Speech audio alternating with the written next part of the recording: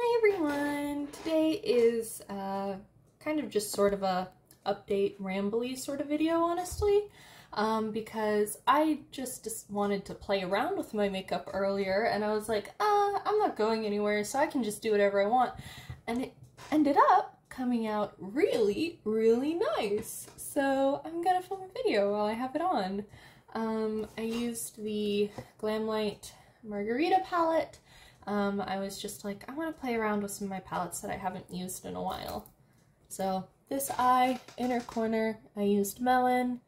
Outer part, I used On the Rim. Shimmer is Blue Curacao.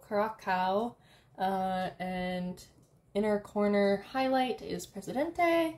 And then over here, I did Blood Orange on the inside part, Watermelon on the outside part. Hello? Oh, Creamsicle is in here with me. Pink Lemonade as the inner corner highlight, and Prickly Pear as the main shade. And then I used the Scooby-Doo Glamlite Little Dip Liner for the eyeliner, and Scooby-Doo Glamlite Mascara for the mascara. Blush is just a Makeup Revolution palette. Highlighter is Jack Skellington Makeup Revolution highlighter from a few years ago, and then the lip kit is the Glamlite, I think it's called, is it Lucky Charms? I think that one's called Lucky Charms lip kit. Oh, hello, good sir. Do you want to help me give the news about your sister? Yeah, come here. Here he is. So he was kind of sad today because his sister had to go to the vet. Come on, buddy. His sister had to go to the vet and he wasn't too happy about that. No, he wasn't. Oh, and that's her. Kosa, do you want to tell the people? Oh, that was Little Man. That was not Kosa, that was a little man. Come on in, little man. Or don't, okay. Basically, back in November, she had this odd buildup around her paw. It looked like her claws weren't flaking off properly or something. So we got it off, and then we took her to the vet, and the vet gave us some medicine to put on her paw for 7 days and see how that helped. And it seemed to make it go away for the most part. There was a tiny bit left, but it was like, well, it went away. It's not swollen, so we're good. Put a little bit more on it a little after the 7 days, and it still worked out. And then just like, I think last week we noticed it was back. We tried to get her in as soon as possible, but they didn't have a vet appointment until today available. And they checked and they said, so it's an infection. So here's some more medications. We're going to give you an oral antibiotic and we're going to give you a topical antibiotic. So that's what she's on right now. And her poor little paw. She's fine though. She's eating like how she normally does. She's drinking as she normally does. She's not even like licking it that much. Like she's not acting like it's in pain. She's jumping around like it's not in pain. She's barely reacting to it being there, honestly. She's not acting strange at all, which is why when we saw that it had drastically gone down, we were like, oh, it's getting better. And then the other day, it just suddenly was a lot again. And it was like, oh, we weren't expecting that. But she's okay. We've got her on medication, and she's gonna go back in for another checkup in 2 weeks to see how it is. And she lost weight. She's a little overweight. She's a little chunky, but she lost weight because we're incorporating more wet food into their diet. It's more expensive, but it's going to be better for them, especially because Little Man, the particular diet that they're on, they're eating the urinary care Hill's prescription because Creamsicle gets like bladder crystals. The vet said, yeah, for some cats, like for some reason that tends to be high in calories, so some cats do get quite fat from it, and that is the case of Little Man. That's why Little Man is so huge. And she was like, yeah, if that's the case, maybe look into like, we'll see if we can switch to the lower calorie one, because Little Man's a little bowling ball. Let's see if we can let the bowling ball in. It's not the bowling ball, it's the baby of the hour. Come here, baby. here she is. So here's the little injured paw. You can see it's sticking out a little bit. Her little claw there, they trimmed it quite a bit, and you can see it's a little red. But she's doing okay. She's feeling lively. She's yelly as ever. She's doing good. Oh, oh. Yeah, she's happy. She's happy. I gave her wet food. We had to quarantine her in my room for a bit while we went out and got like paper litter and stuff for her and litter pellets instead, because regular litter is like not good for it. So we had to quarantine her in here, so I gave her her own bowl of wet food and her own water and everything, and she just took a nap and she was happy. So she's all good, but that's an update for her. It was less expensive. I fully went in expecting like, okay, $500 or more, but it was actually under $200, I think, for the medications. I mean, their pet food is very expensive. It's $80 a bag. Granted, we do get the large bags because we have 3 cats, but anyways. And it's like $60 for a pallet of like 24 cans of wet food. You know, now that I say that out loud, that's actually not that bad, I guess. For medication, I mean. It's crazy expensive for like otherwise, but that's why I have a job that's separate from the other job. I'm in charge of all the pet food buying because it's medicated and expensive. Anyways. Oh, they're just laying down, having a little chill over in the corner. Sweet beans. Other updates. I just bought the new Glamlight eyeshadow palette and the eyeliners. I've never watched Chucky, any of the Chucky movies. I have no interest in watching them. I'm not really like a slasher kind of person. I don't think I've ever actually watched a horror movie before. We're generally not allowed to, like Predator and Aliens, I guess, is, my brother does like those. But not really, I've never really watched a horror movie before. Usually if I consume some kind of horror content, it's like, don't hug me, I'm scared, or things like that, where it's more like psychological kind of stuff, and not so much slasher. I don't like the slasher genre as much, but that palette, the color story of that palette, I had to have it. It reminded me of the Hip Dot MCR 3 Cheers for Sweet Revenge collection, which I didn't get because I hadn't heard great things about Hip Dot quality, and I thought, it's a little much for something that I've like haven't heard super great things about the eyeshadow quality. And the collection as a whole, I was kind of like about, but this Crazy in Love palette is, like, I think that's what it's called, is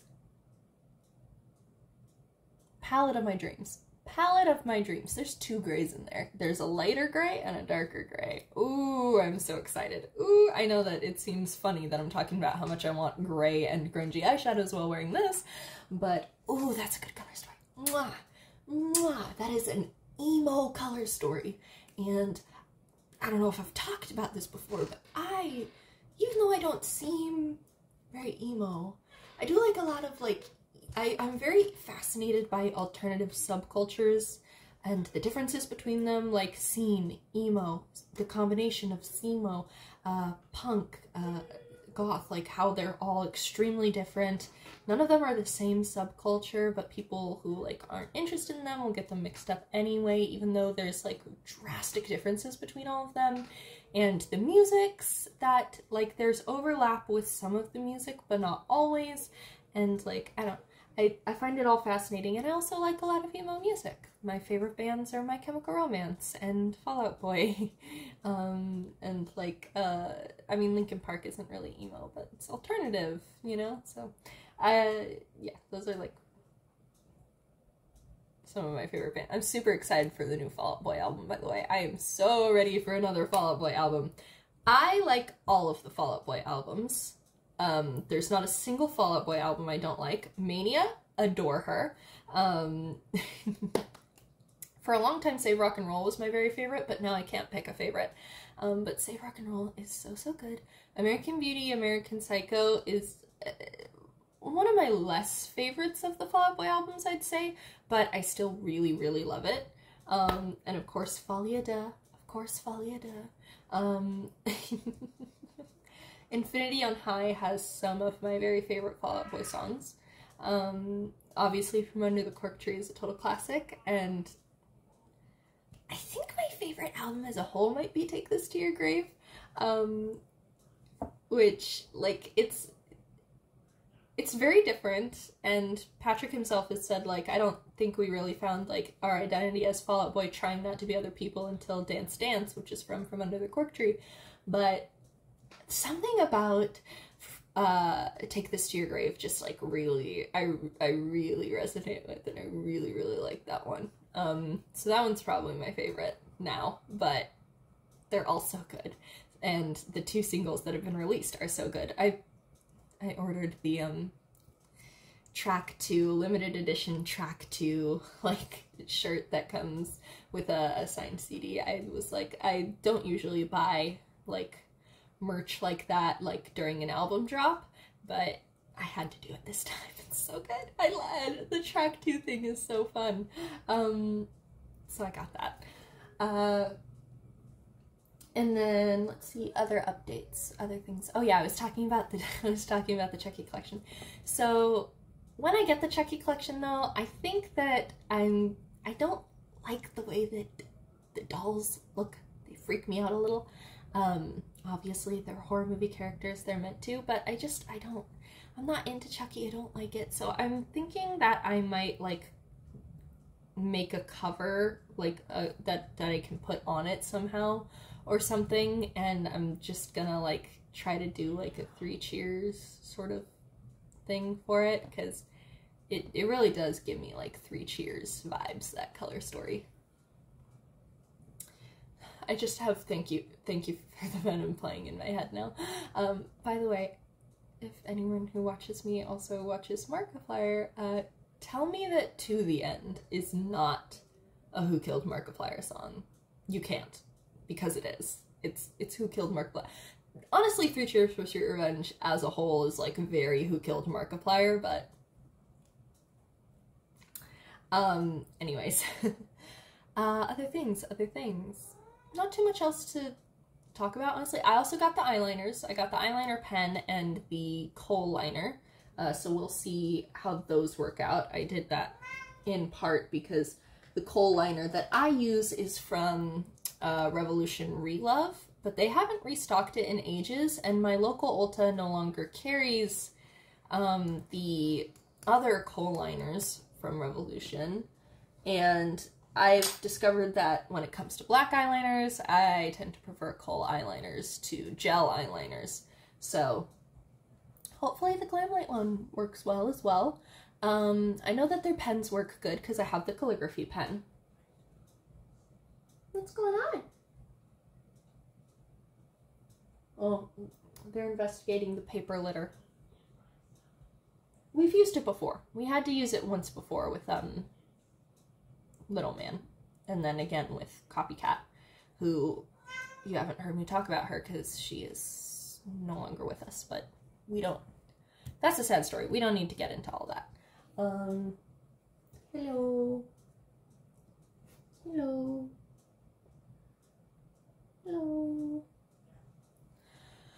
Anyways. Oh yeah, the other thing I wanted to talk about. So I've been watching Psych again. I don't know if I've ever talked about this, but Psych is one of my all-time favorite comfort shows. My current interests right now are primarily Teenage Mutant Ninja Turtles and Psych, and Don't Hook Me, I'm Scared is like, it's faded a little, but it's still there. Psych, if anyone doesn't know, is a TV show that ran from 2006 to 2014, so there is some stuff in it that has not aged great, and there's also some, like, well, it's a cop show, so there's some typical, like, cop show sort of stuff that goes on, but it's also not, because it surrounds, like, a PI who's always solving things for the cops. So, anyway, it's really, really fun. So I've been watching that a lot, and I think I'm going to make a video at some point talking, like, running through points of my theory of Sean is legitimately psychic, and he just doesn't realize it. doesn't realize it. That sounds wrong. Doesn't realize it. Doesn't realize it. That sounds wrong, but it's grammatically correct. I don't know why that's happening. Anyway, I'm probably gonna make a video at some point talking about that, because I've stood on this hill for years. Psych is a show that I always end up coming back to. I've stood on this hill of Sean is actually psychic and just doesn't realize it, and the show has hinted to this on purpose for years, and I will be going over that at some point in a future video. I don't know when, because I don't have a schedule because I do this as a hobby, but I will. Why are you yelling? Oh no, the closet's gotta remain closed for right now. I don't want you, like, hiding in the closet and stuff where we can't give you your medicine. She's mad. She likes to go inside of the closet, but she likes to hide inside of the closet, and then we can't give her medicine, so can't do that right now. Anyways, I'm also, I don't know if I've talked about being super into Teenage Mutant Ninja Turtles on here either, but I am. Today I spent, basically we took Coleslaw to the vet, and then we got home, we quarantined with Coleslaw in here to wait for the paper litter to arrive, and then while Coleslaw and I were in here, I was just watching 1987 Teenage Mutant Ninja Turtles. 2012 is, ooh, is she up on the, she is, she's up on the thing again. She's up on the laundry basket again. But 2012 Teenage Mutant Ninja Turtles is my favorite. First of all, it has the best voice cast. So many iconic voice actors throughout the show. It's very messy. It's definitely... The characters make some decisions sometimes that are like...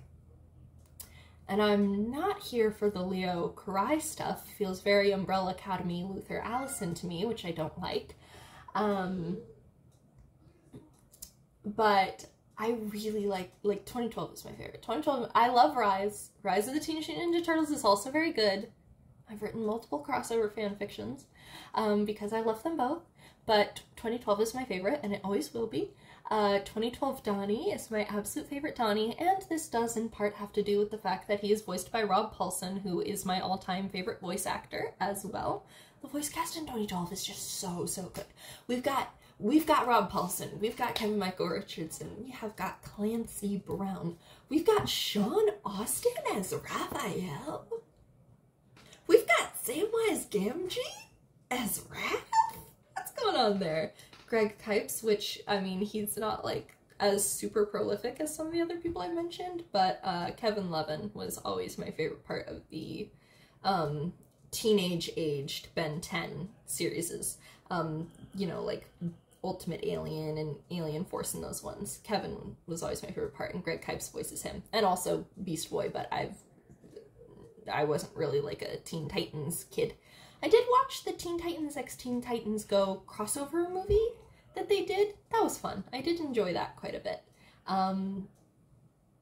Anyway, yeah, good.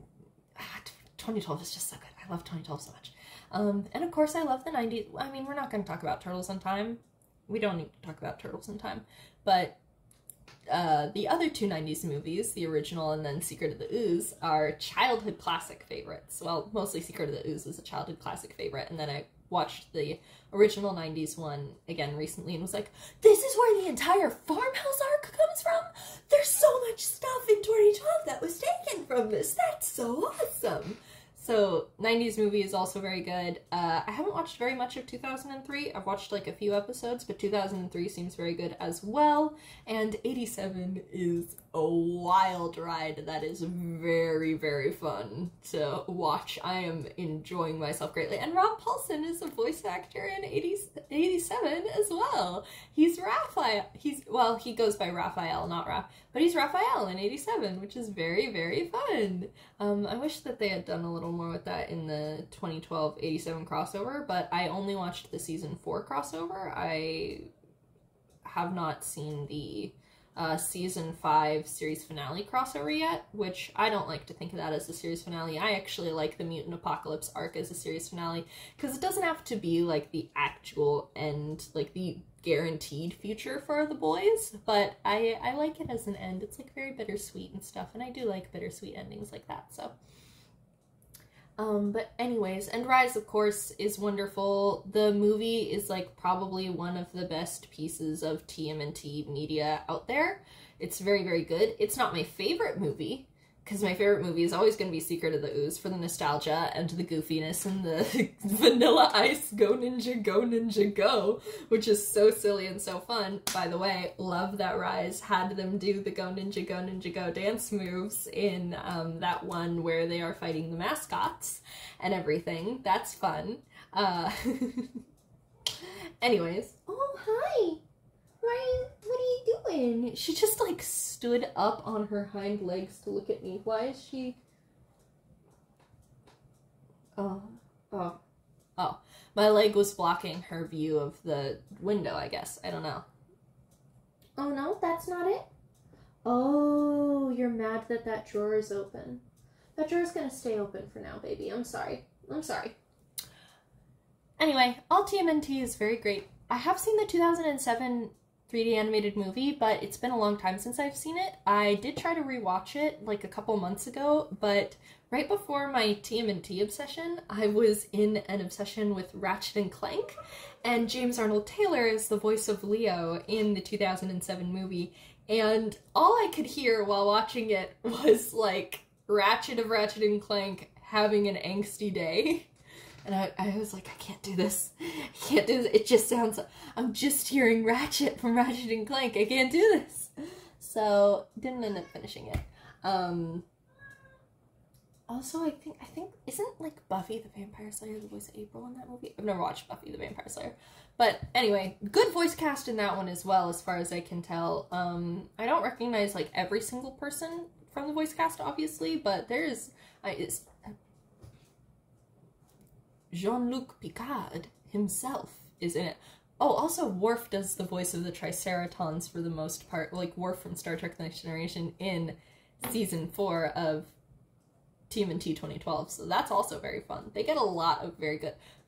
Roger Craig Smith is in 3 episodes as the voice of the Pulverizer / Timothy, which, by the way, they wasted him, and I am going to rectify that in a couple of fanfics that I'm writing. But they wasted a lot of opportunities with Timothy. Anyways, I could go on a whole rant about that, but I won't today. Oh, she's on the bed. See what I mean? Like, she's not letting it stop her from jumping around and stuff. And I've been trying to stop her. Which paw are you licking? Okay, she's licking the non-injured one. She's just regularly cleaning her non-injured paw. Okay, cool. Oh, and Creamsicle's doing a big stretch. Anyways, God, I love Teenage Mutant Ninja Turtles. Teenage Mutant Ninja Turtles is so good. There are some aspects of it that it's like, we need to unpack, we need to examine, we need to acknowledge exists, and we need to, moving forward, try to avoid in future iterations. There are some parts of it that are like that. But, God, I just love Teenage Mutant Ninja Turtles so much. And I love Psych so much. They both have such good theme songs. All of the Teenage Mutant Ninja Turtles theme songs have been good. We're not going to talk about The Next Mutation. We're not going to talk about the live-action 90s TV show, The Next Mutation, because that is different from the movies, and that is not a good show. And I don't even remember what the theme song of that sounded like. 2003 is fine, the theme song. 87 is just a fun little bop. It's so cheesy and corny and fun. 2012 has the best one. Don't fight me on that. 2012 has the best theme song. Rise is also pretty good, and I love the Rise 2012 like mashups of the 2 theme songs. They go together very, very well. And 87 is just fun and funky, and I love it. And then the 90s ones, of course, like, primarily when you think of those movies, you think of Go Ninja Go, which is, again, silly, cheesy, corny, ridiculous, fun. She's taking a nap on my bed now. Do you see her little... You see, right there. Right there. That's her little ear. Right there. Right there. Wow. What a good baby. What a good baby. Yeah, if anyone wants to talk Teenage Mutant Ninja Turtles with me, I would be delighted to. I've already done like full-on essays and examinations of the differences between Rise Splinter and 2012 Splinter and the way it affects the way that they parent their children and the way that their vastly different, like, traumatic upbringings affected the way that they act as fathers. They're so interesting. They're so interesting. And I find 2012 Donnie absolutely fascinating. I love doing character analyses and stuff of 2012 Donnie. He is so fun. Why are you yelling? Because you guys ate all of the food? They ate all the food. They ate all the food. Now they're mad about it. Sorry that my hair's been greasy throughout the whole video. I tried a new conditioner the other day and, well, apparently it does not agree with my hair and made me get greasy really, really fast. And I don't know why that happened. But I didn't want to wash it too soon because my hair reacts badly to overwashing. So. Hi. Okay, I'll get you more food. Okay, he wants some treats. I'm gonna give him like a little bit of turkey or something. I hope that everybody has a wonderful day. Thank you for watching this little update that I made just because I was happy about my makeup. If you guys want to watch, or if you guys want to talk TMNT or Psych or Don't Hug Me, I'm Scared, I would love to do that. And I'll probably do like an unboxing / first impressions of the Chucky palette when I get it in. I didn't get any of the lip stuff because I don't, again, like, I'm not into Chucky and I find him kind of upsetting to look at, so I didn't want like too much stuff with his face on it.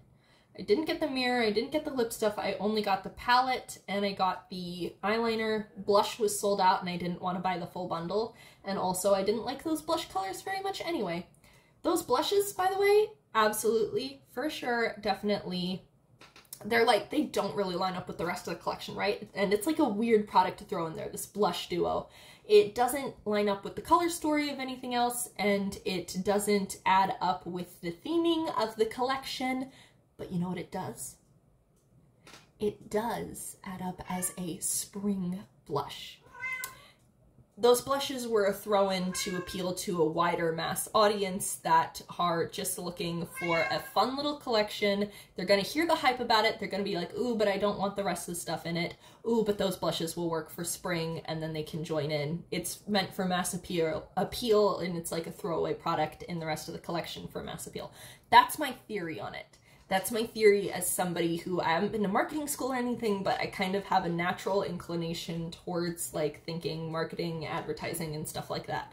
Just ask my job, who I do that kind of stuff for sometimes. So anyways, I hope that everybody has a very good day. I will update about the stuff when it comes in. It's Glamlight, so it'll probably be pretty good, but it's pretty interesting that they're putting out a pencil kohl eyeliner. I haven't seen anything like that from them before, so I'm very intrigued to try that. And yeah, I also got the chocolate donut palette along with it in order to get free shipping, so we'll see. Small rant just at the end and then we'll end it, but like Spectrum Brushes doesn't offer free shipping anymore to the United States, and I'm so upset about it, but luckily Beauty Bay still does, and they sell quite a few of the Spectrum stuff, so I can still get my brush cleaner. That's what I'm most worried about, my brush cleaner, because I have plenty of brushes. I don't need more makeup brushes. I can still get my brush cleaners, because I really like Spectrum solid brush cleaners. Anyways, I hope that everybody has a good day.